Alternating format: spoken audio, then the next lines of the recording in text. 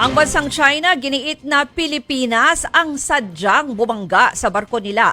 Binomba ng tubig at binanggaraw ang barko ng Pilipinas malapit sa Scarborough Shoal. Pati sa Escoda Shoal may hiwalay na insidente ng pagbangga ng China sa isa pang barko ng Pilipinas. Naritong report ni Gio Robles.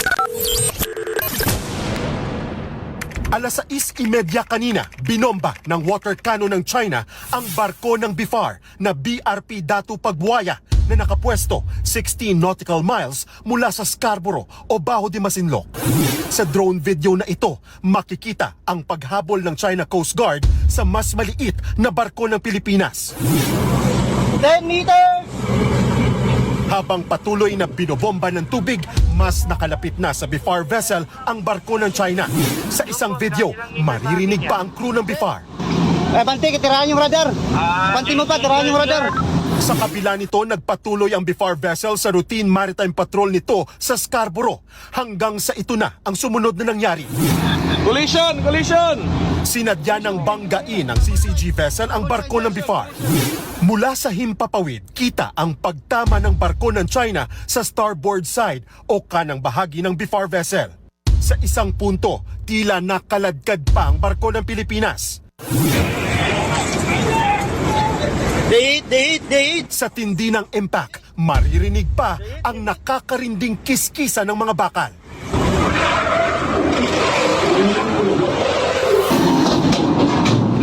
Matapos ang pagbangga, kita ang gasgas sa barko ng China Coast Guard.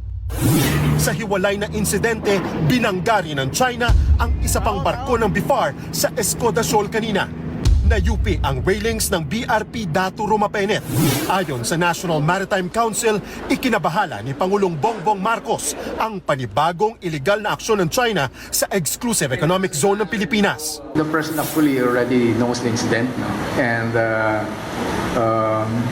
of course, he expressed his concern dahil bakit may ganito na naman nangyari, no? Merong nga ramming. Tinawag naman ng PCG na overkill ang pamwersa ng China.